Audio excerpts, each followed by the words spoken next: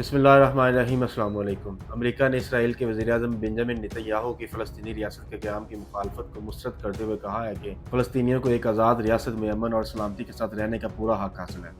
صدر Joe Biden کی حکومت کی حالیہ حمایت ظاہر کرتی ہے کہ امریکہ اسرائیل اور وزیر اعظم بنجامن نیتن یاہو کی غزہ جنگ کے بعد فلسطینی علاقے کے لیے ویژن سے اختلافات سے قطع نظر اپنی منصوبے پر قائم ہے، جس سے فلسطینی ریاست کا قیام شامل ہے۔ وائٹ ہاؤس نے امید ظاہر کی ہے کہ واشنگٹن اسرائیل اور سعودی عرب کے درمیان تعلقات کو معمول پر لا سکے گا۔ وائٹ ہاؤس سمجھتا ہے کہ اسرائیل اور سعودی عرب کے تعلقات میں پیش رفت ایک ایسا موقع ہوگا جس سے خطے میں وسیع اقتصادی اور سلامتی مواقع پیدا ہوں گے۔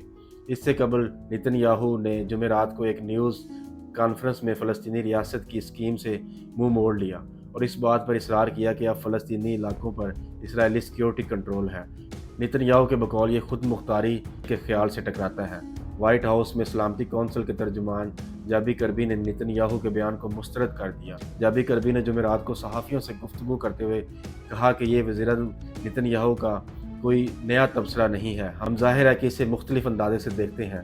جابی کربی نے مزید کہا کہ امریکہ سمجھتا ہے کہ فلسطینیوں کو ایک آزاد ریاست میں امن اور سلامتی کے ساتھ رہنے کا پورا حق ہے۔ نیتن یاہو نے یہ بھی کہا تھا کہ انہوں نے جو بائیڈن انتظامیہ کو اپنے موقف سے آگاہ کر دیا ہے۔ نیتن یاہو کے موقف سے غزہ میں حماس کے خلاف فوجی مہم کے حامی امریکہ اور اسرائیل کے درمیان گہری تقسیم بھی ظاہر ہوتی ہے۔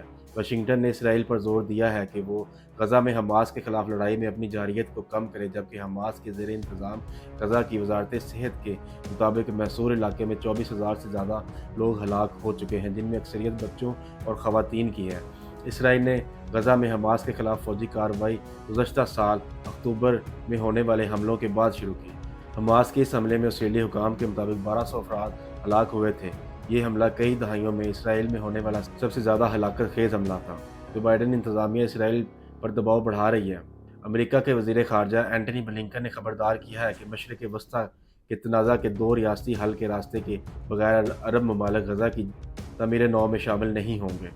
بلنکن نے رواں ماہ کے شروع میں نیتن یاہو کی جنگی کابینہ سے ملاقات کے بعد تل ابیب میں صحافیوں کو بتایا کہ اگر اسرائیل چاہتا ہے کہ اس کے عرب کے ہمسایہ ممالک کے ساتھ پائیدار سلامتی کو یقینی بنانے میں مدد کے لیے ضرورت کے سخت فیصلے کریں تو اسرائیلی رہنماؤں کو خود سخت فیصلے کرنا ہوں گے۔ امریکہ اور اسرائیل کے فلسطینی علاقوں میں مستقبل پر تقسیم اس وقت سامنے آئی جب بائیڈن انتظامیہ کی جانب سے فلسطینی ریاستوں کے قیام کے بدلے اسرائیل اور سعودی عرب کے درمیان تعلقات معمول پر لانے کے معاہدے کی کوشش کے بارے میں نئی تفصیلات سامنے آئی ہیں۔ وائٹ ہاؤس کی قومی سلامتی کے مشیر جیکب سلوان نے رواں ہفتے سوئٹزرلینڈ کے شہر ڈیووس میں ورلڈ اکنامک فورم میں کہا تھا کہ 7 اکتوبر کے بعد حکمت عملی یہ ہے کہ ہم اسرائیل اور سعودی عرب کے درمیان فلسطینیوں کی سیاسی افق سے منسلک دیکھنا چاہتے ہیں۔ انہوں نے کہا کہ اس بحران سے نمٹنے کے ساتھ ساتھ اپنے علاقائی شراکت داروں کے درمیان تعلقات کو معمول پر لانے اور انضمام کے راستے پر سرگرم عمل ہے۔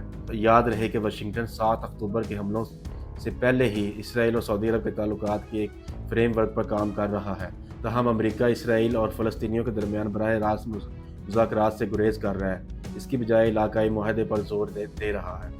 واشنگٹن کا یہ طریقہ کار سابق صدر ڈونلڈ ٹرمپ کی حکومت کے ابراہیم معاہدوں کے تحت اس موقف کی توسیع ہے، جس کے ذریعے اسرائیل کے کچھ عرب ریاستوں کے ساتھ تعلقات معمول پر لائے گئے۔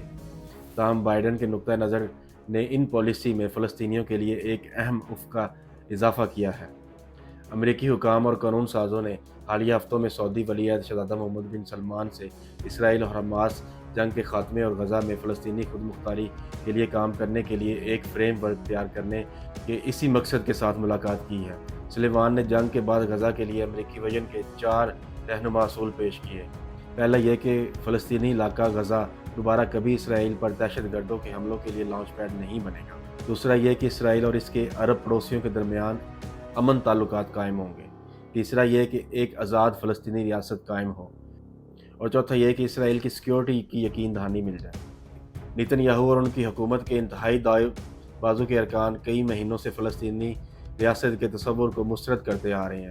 ان میں قومی سلامتی کے وزیر اور وزیر خزانہ بھی شامل ہیں، جو غزہ پر مکمل اسرائیلی کنٹرول اور فلسطینیوں کی بے دخلی کی وکالت کر رہے ہیں۔ تاہم فوجی مہم سے اسرائیل کو روزانہ $22 کروڑ کا خرچ اٹھانا پڑ رہا ہے اور بین الاقوامی سطح پر اسرائیل کی حمایت میں کمی ہو رہی ہے۔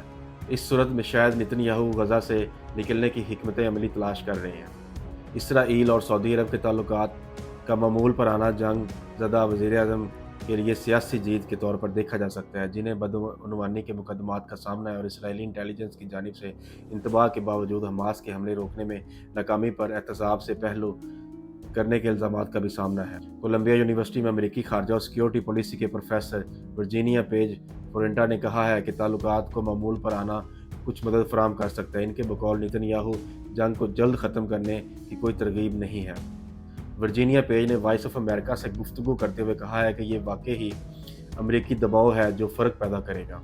दूसरी तरफ सऊदी अरब और इसराइल के साथ ताल्लुकात को मामूल पर लाने में अपने सबसे बड़े फ़ायदे पर नज़र रखे हुए हैं, जो कि ईरान के ख़िलाफ़ उसकी हिफाजत के लिए अमेरिका के साथ एक दिफाई मुआहदा भी हो सकता है।